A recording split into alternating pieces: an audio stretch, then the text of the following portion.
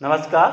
आज हम language across the curriculum के अंतर्गत टेंसेज का अध्ययन करेंगे। देखिए, टेंसेज के फॉर्म आप कह सकते हैं सिंपल टेंस, एक ध्यान रखना, सिंपल और कंटिन्यूअस,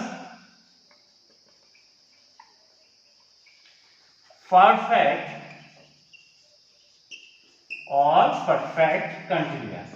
तो इसके फॉर्म में जैसे टेंसेज जो काल है उसे किस प्रकार से हम जानते हैं, आपने देखा होगा यहाँ पे प्रेजेंट जो बचपन से ही आप पढ़े आए हैं, प्रेजेंट, पास्ट और फ्यूचर। इस प्रकार से आपको एक चार्ट बनाना है जिससे आपको टेंसेस सीखने में सहूलियत होगी। सबसे पहले आप देखते हैं प्रेजेंट सिंपल टेंस है, इस चीज को प्रेजेंट यहां पे लेके आएंगे प्रेजेंट, और इसको यहां पे सिंपल, और ये पास्ट सिंपल। देखिए इस प्रकार के टेंस बनते हैं। काल है जो ये फ्यूचर, फ्यूचर सिंपल। इस प्रकार से आप इसमें समझ सकते हैं कि टेंसेज जो काल है, जो फॉर्म है, इस प्रकार से आपको लिखनी पड़ती है। और प्रेजेंट है कंटिन्यूअस है, प्रेजेंट कंटिन्यूअस, और ये पास्ट, यहां से पास्ट और कंटिन्यूअस। ध्यानपूर्वक देखिए, कुछ हिंदी जो साहित्य के बच्चे हैं और संस्कृत के हैं या साइंस में जो भी आपकी वो है, वो ध्यानपूर्वक देखिए, बहुत इजी वे में हम इनको डिस्कस करेंगे। और जहाँ पे अंग्रेजी के जो इंग्लिश के स्टूडेंट हैं उनके द्वारा ये लगातार पढ़ा जाता है, उनको इसमें समझने में एकदम सहूलियत होगी। और फ्यूचर कंटिन्यूअस, इस प्रकार के हमारे टेंसेस बनते हैं। प्रेजेंट परफेक्ट, ये प्रेजेंट परफेक्ट है। पास्ट परफेक्ट, ये परफेक्ट आया, ये पास्ट, ये आपका पास्ट परफेक्ट। फ्यूचर यहां पे लिखेंगे और परफेक्ट। ये इसके फॉर्म हैं, आपके 12 बनेंगे और इनकी जानकारी होना आपके लिए बहुत आवश्यक है।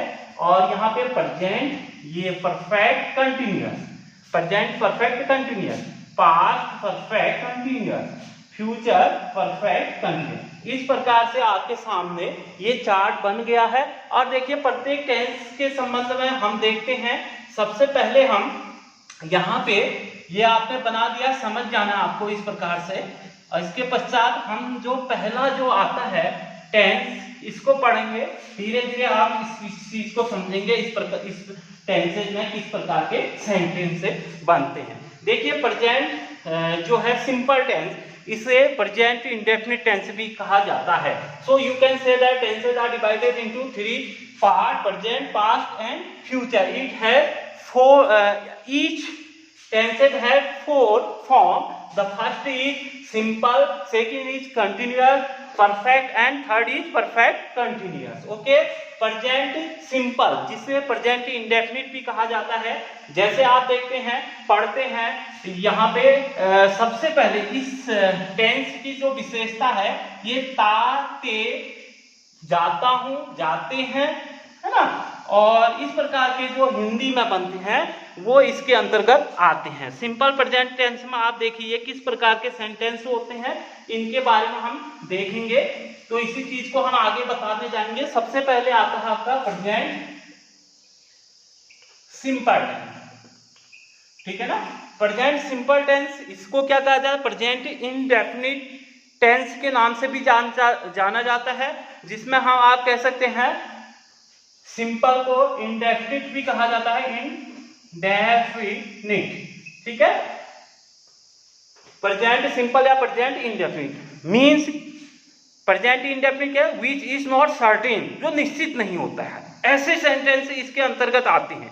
सपोज मैं आपसे पूछता हूं कि आप क्रिकेट खेलते हैं, ठीक है ना। आप कहते हैं जी खेलता हूं, मैं क्रिकेट खेलता हूं, मैं क्रिकेट खेलता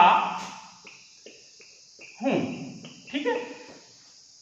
ये कहने का मतलब विच इज नॉट सर्टेन, जो सर्टेन नहीं होते हैं वो प्रेजेंट इंडेफिनिट के सेंटेंस कहलाते हैं। आप खेल भी सकते हैं, नहीं भी खेल सकते हैं। आप कहते हैं ना मैं टीवी देखता हूं, मैं किताब पढ़ता हूं, मैं दौड़ता हूं, मेरे सामने तो नहीं कर रहे ना, ठीक है ना, मेरे सामने आप नहीं कर रहे, तो इस प्रकार से आप ये कहते हैं कि ये इंडेफिनिट है, विच इज नॉट सर्टेन। तो आप देखिए ये क्या कहलाता है इसमें देखिए इसका स्ट्रक्चर जो है, इसको समझने की जरूरत है आपको। सबसे पहले प्रेजेंट इंडेफिनिट टेंस में सब्जेक्ट आता है। सब्जेक्ट क्या क्या होते हैं आप देख लीजिए। सब्जेक्ट इंग्लिश ग्रामर में जो भी चीज है जिसके बारे में बात की जाती है, आई मीन्स मैं, we, they, you, he, she, it, singular और आप प्लूरल, यही तो आपके सब्जेक्ट होते हैं। देखिए मैं क्रिकेट खेलता हूं, ठीक है ना, मैं आपका क्या है यहाँ पे सब्जेक्ट है, ये क्या है ऑब्जेक्ट, ये ऑब्जेक्ट है। खेलता हूं क्या है वर्ब। देखिए मैं क्रिकेट खेलता हूं मीन्स हिंदी का स्ट्रक्चर देखिए आप किस प्रकार से हिंदी में बनता है।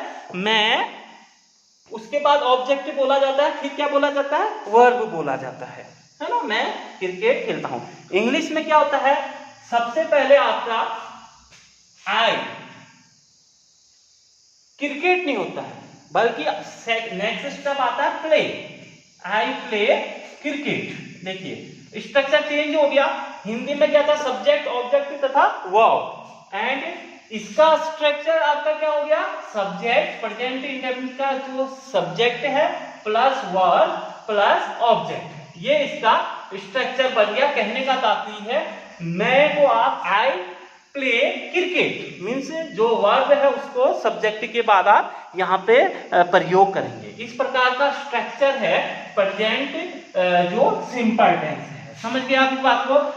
अब देखिए जो वर्ब आपके जो आते हैं प्रेजेंट इंडेफिनिट के टेंस, जो सेंटेंसेज आते हैं वो किस प्रकार से होते हैं, जैसे आई प्ले क्रिकेट, ये आपका आई प्ले क्रिकेट, ठीक है, ये सब्जेक्ट है, ये वर्ब है, फिर ऑब्जेक्ट है। तो इसमें स्ट्रक्चर क्या आपका present indefinite subject verb plus object, okay. और इसका एक रूल देख लीजिए, if subject are I, we, they, you and plural, then we will be add s or es at the end of the verb। यदि यदि subject I, we, they, you plural हो तो verb की first form ही यहां पे आती है। If subject are he, she, it and singular, then we will be use s or es at the end of verb। verb के अंत में s या es हम लगाते हैं, ठीक है ना। सब्जेक्ट मीन्स ही मीन्स वह, सी लड़के के लिए, इच आप जो है कोई ऐसी वस्तु, इन सब के लिए जो इनके लिए लगाते हैं सिंगुलर राम मोहन, और जो है इन सब के लिए एस या es का प्रयोग करते हैं वर्ब में, ठीक है ना। इस बात को, इस रूल को आप समझ चुके हैं। देखिए सब्जेक्ट वर्ब इस प्रकार से प्रयोग करेंगे। सब्जेक्ट जैसे मैं क्रिकेट खेलता, आई प्ले क्रिकेट, और वह क्रिकेट खेलता है, देखो ही देखिए मैंने अभी रूल बताया था, यदि सब्जेक्ट ही, सी, इट तथा सिंगुलर हो तो वर्ब में एस या es लगा देंगे। ही प्लेज, ये देखिए एस लगा दिया मैंने क्योंकि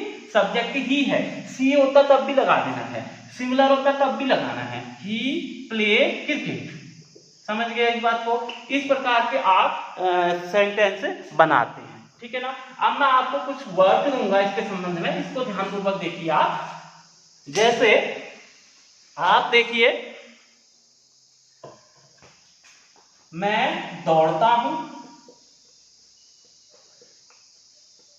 ठीक है ना, इसका क्या बनेगा, और वह, जैसे वी हम टीवी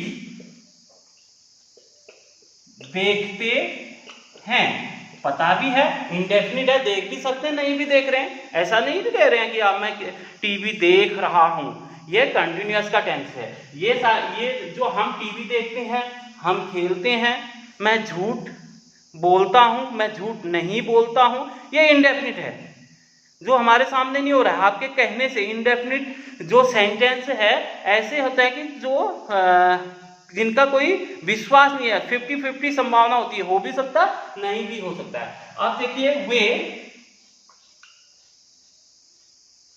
रामायण पढ़ते हैं, ठीक है ना। वह स्कूल जाता है। इसका हम एक एक करके बनाएंगे। देखिए, मैं दौड़ता हूं, आई रन, ऐसे आई ऐसे नहीं लगेगा। हम टीवी देखते हैं, वी वॉच टीवी, ठीक है ना। अगर हम की जगह वह होता, ही वॉचेस टीवी, इस प्रकार। वे रामायण पढ़ते हैं, दे रीड रामायण। वह स्कूल जाता है, ही गोस टू स्कूल। ये देखो, एस या ईएस लगा गो में, क्योंकि जिसके इसमें एस क्यों नहीं लगा, क्योंकि इसका लास्ट जो अल्फाबेट है वो ओ है, और ओ होने की परिस्थिति में जो भी है उसमें ईएस लगाया जाता है। He goes to school. Thank you. Next के बारे में हम फिर बात करें।